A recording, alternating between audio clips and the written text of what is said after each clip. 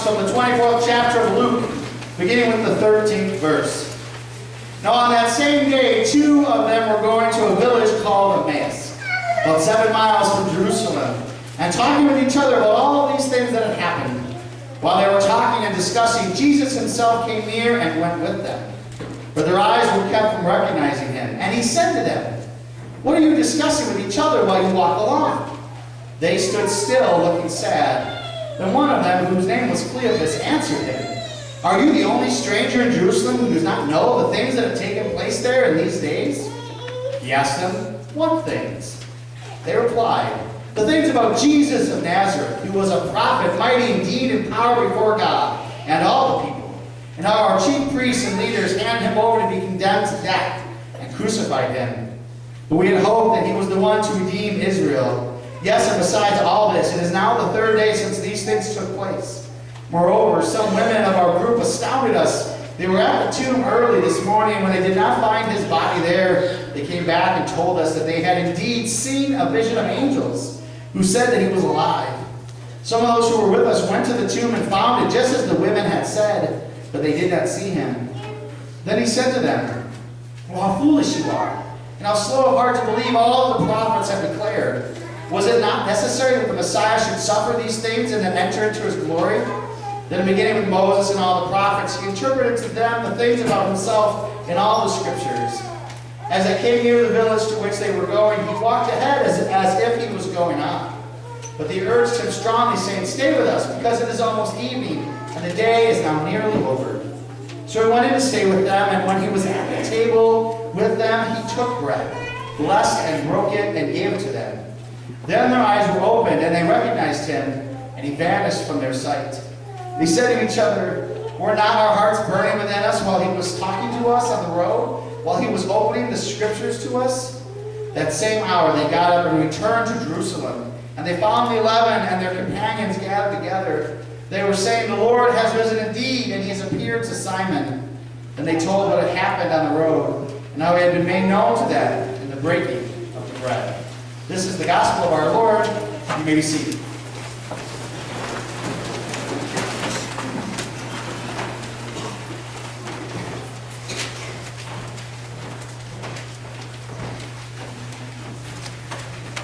Grace and peace to you from God our Father and our Lord and Savior Jesus, the risen Christ. Amen. The Gospel of Luke has a lot of roads in it. It begins with a road with Mary and Joseph traveling from Nazareth to Bethlehem. In the midst of the scriptures, Jesus is traveling on this road and the next, most especially the road to Jerusalem, as he enters the city on Palm Sunday. And there's, of course, the road outside of the city as he is crucified on the hill called Golgotha. And now we have a story of another road, of two companions walking down the road to a town called Emmaus, where Jesus appears and walks with them. It's almost as if the Gospel of Luke is like a road trip movie, right? You know, they're just going from place to place, and there's always these stories that happen in between. But the road is a great metaphor for life. We find ourselves on all sorts of different roads and paths. Right? When we're in elementary school, it's wherever our parents want to take us and where we go where we're told. When we're in middle school and high school, we try to rebel against where our parents want us to go. And we go wherever we want and as much as we can. And we're on this road called high school, in which we complain about homework and teachers and boys and girls, all sorts of other things. And then we enter into a new road, a new journey when we go off to college, post-high school. And that road can be unbelievably scary, because for many people that road means leaving everything they've known, the safety net of parents, of friends, of community, to go into something new. It's a necessary road, but it can be scary. I remember when I walked into campus for the very first time at Eastern Illinois University, where my parents went, but where no one in my school went. Nobody 4 years ahead of me or behind me went. And I walked into a new place in an upperclassman dorm because I wanted to stay in the dorm that my dad stayed in. That was a mistake. It's just saying an 18-year-old and its 21 and 20-year-old, 22-year-old is a bad idea early on. But I knew no one. Absolutely no one. I was this social person who was no longer with their family, no longer with their friends, no longer with their community in any sorts of regard. I was, in many ways, an orphan. That's what it feels like sometimes, and maybe you remember when you went to college. It sometimes feels like you're an orphan, that you're all alone. And you try to find a family. You try to find people that can travel the road with you. And for me, I found a family in campus ministry. As I stepped over crushed food and beer cans and vomit on a Sunday morning to go to a church I had never been to, who I only knew about because a postcard came in the mail. And I found the place that would be my home for 4 years. A place that would lead me on an entirely different road. A road that led right here to Boyceville. I found a family. People who accepted me for who I was, who understood some of the trials that I was going through, who helped me grow as an individual by opening my eyes to new and various things, as well as seeing the world in different perspectives than my one narrow one that I had grown up with. Campus ministry changed my life, but most especially it gave me a family, traveling partners on the road. And I have witnessed that same thing happen at Lutheran campus ministry at UW-Style. Katie, they call her Katie Wags over here. Katie Wags roped me into doing what's called a quadrennial review, which is a big word for basically review the ministry. And I said yes because, I'm a sucker. And I went, and the best part was I got to sit down. Me and another pastor sat down with a half a dozen students. And we said, tell us about Lutheran campus ministry. Now, the closest, I think, student that lived closest was probably Katie. Everyone else was from Minnesota or southern Wisconsin. They were far away from home.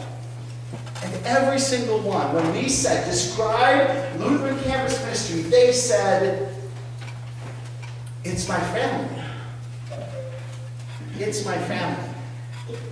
They had been ripped away. They were on a new road. They were orphans, and they found a place where they could experience Jesus Christ, where they could live fully as disciples of God, where they could explore, ask tough questions, be accepted for their quirks and their unique characteristics, but most especially a place that they could call home.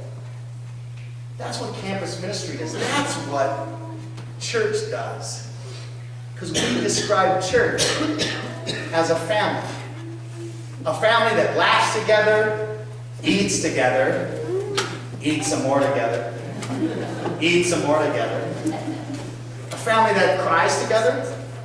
A family that encourages. And a family that knows that Jesus Christ is in the midst of us. That Jesus in the midst, not only in the sermons and in the scriptures, but in the conversations, in the hugs, in the phone calls, in the cards, while we're washing dishes, while we're making quilts, while we're listening to speakers and songs. Jesus is in the midst of this family of God we call the church, and Jesus is in the midst of the family of God at Lutheran Campus Ministry at Stout. I've watched it. I've seen it, and it's amazing. And I see it not only in you, but I see it in them. And these are our future leaders. And without campus ministry, these orphans would not have a family. Without Lutheran campus ministry, these orphans would not have a place to know that Christ is with them, walking along their road of life, making their hearts burn for faith and service and love for their fellow human beings and for God. That's the power of Lutheran campus ministry. It's a power that I felt and I've watched happen in others. And so, for you, brothers and sisters, I have two things I want to leave you with. Number one, first and foremost, is Pray for Lutheran Campus Ministry. Pray for them in this important work in which they provide family for a group of orphans who need to be loved and cared for in their own special way. But also, when you have a young person, whether it's your son or daughter, your grandson and granddaughter, your great-grandson and granddaughter, when they're heading off on that new road of life, encourage them to go to a campus ministry site, a place where they can live out their faith, where they can find family that will embrace them for who they are. Because as the roads that we see in the Gospel of Luke lead us, they remind us that Jesus is alive and active and working in our lives and in our world every single day. He's working through you. He's working through Lutheran Campus Ministry. He's working through those students. And He's working right now to remind us that we're part of a family. And we're part of the family of God. For that we can say, thanks be to God. Amen.